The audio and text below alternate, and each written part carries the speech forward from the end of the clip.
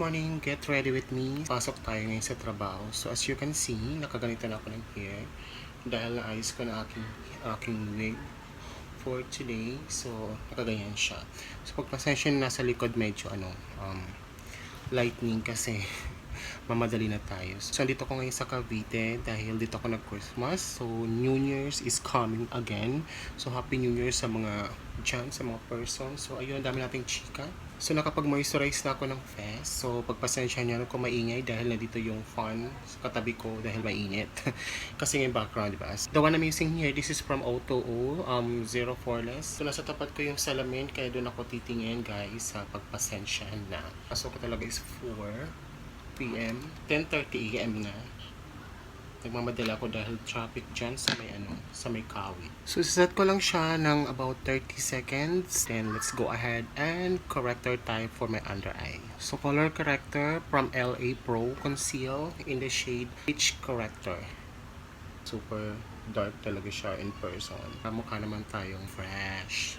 So, hinahayaan ko lang siya, binababad ko lang siya ng about 1 minute to 5 seconds to 1 minute, something like that.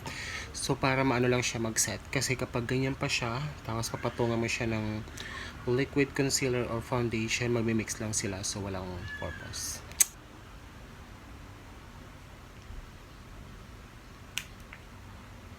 And using my beauty blender sponge, i-blend ko siya with my favorite concealer, NARS. Paubos na siya in the shade Custard. So, hayaan ko lang siya mag-set dyan. Then, be-blend ko siya later. Since hindi ko dala yung aking contour or cream contour, ito man ang gagamitin ko. Itong Sassy Lady in the shade 01 na may contour na siya, highlight. So, creamy na din siya. So, pwede na siya gamitin. So, I will go to contour my nose. Dito lang ako nagko-contour. Hindi ako masyadong pala contour. So, let's go. Ganyan lang ako mag-contour, so i-blend ko na siya. Using my brush, sa Sassy Lady din ko to, nabili sa eyeshadow nila. So ito lang kasi nadala ko, so ito na lang gagamitin pang blend. So nakikita niyo pa, medyo may guhit pa siya. So gagamitin yung aking beauty blender na may foundation kanina or concealer. Tapos i-blend ko siya para matakpan yung darkest niya. Pero hindi naman totally dark, matatakpan masyado. Yung lang, yung parang damp lang, parang ganun.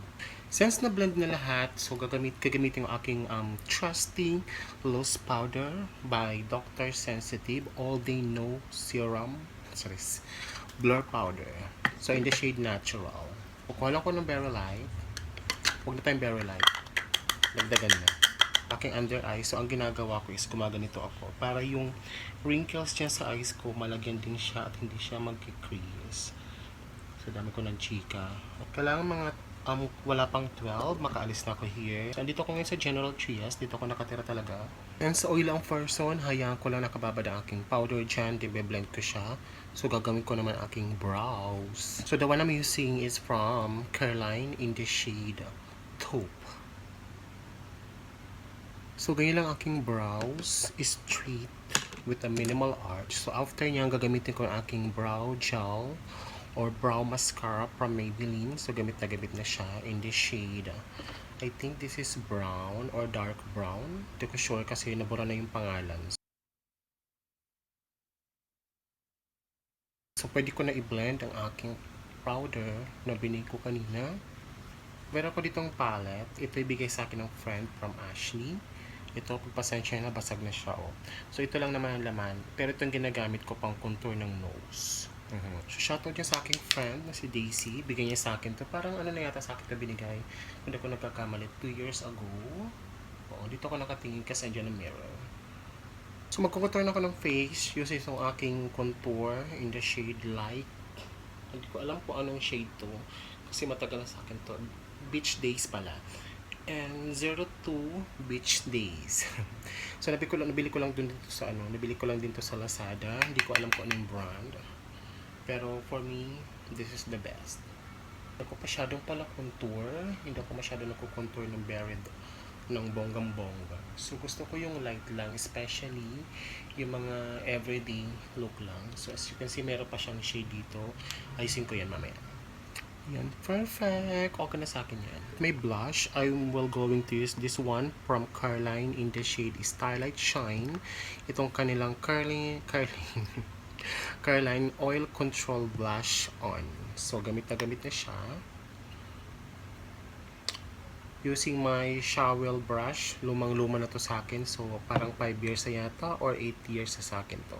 Here sa aking nose. So, kung friend tayo sa Facebook, sa social media, kung nakikita nyo yung aking blush is here lang talaga. Feeling ko kasi kapag may andito yung blush on ko, parang feeling ko ang ganda-ganda ko. Ang ganyan lang yung blush. Hindi siya masyadong kita pero okay na sa akin yan. So, for eyeshadow, gagamitin ko na itong parang peach na parang bronzy shade. Sa ginamit ko kanina pang contour from Ashley pala. Sorry. Ashley. So, gamitin ko aking brush. Hindi lang ako masyado ma-eyeshadow sa everyday look.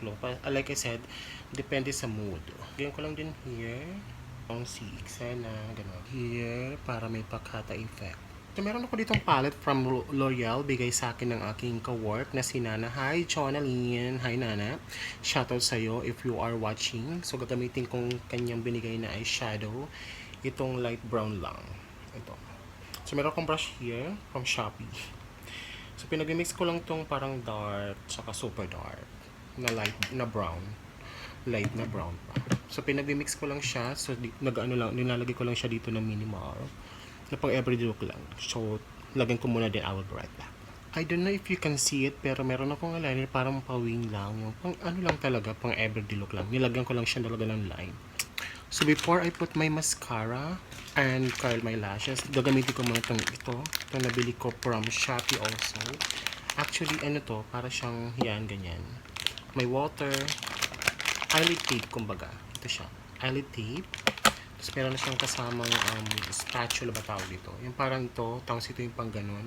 So, I will going to show you how to use this. So, ito siya. Binasa ko na siya ng tubig. So, ilalagay ko siya sa aking eyelid. So, parang ganito lang.